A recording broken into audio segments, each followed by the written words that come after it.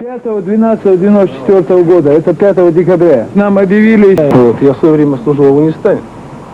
Вот. И когда наша часть сюда пришла, у меня было подспудное такое соображение, что, видимо, здесь что-то типа Афганистана, то есть война против народа. Вот. Ну, конечно, нам говорили, что здесь незаконное вооруженное формирование, и нам их надо разоружать. Поэтому какая-то цель была наше нахождение здесь. Вот когда вот непосредственно я столкнулся, особенно вот в деревне Алхазурова, вот, когда вышли на нас действительно не какие-то боевики, а действительно мирные жители. Вот. Многие вооружены гладкоствольным оружием. То есть люди просто охраняют себя. Скажем так, изменилось отношение.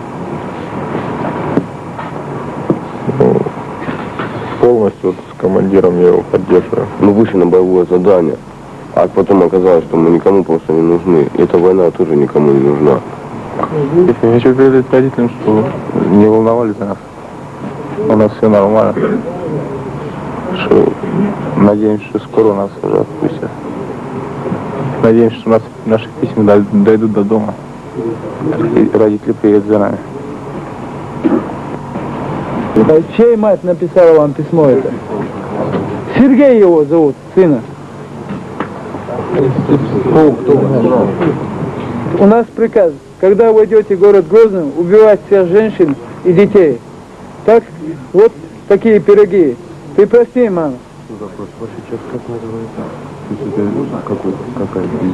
Другой наш сыночек. Вот уже 17 дней, как ты уехал. Но весточки от тебя мы еще не получили.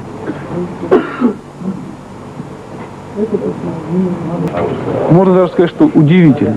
Если учесть, что буквально недавно это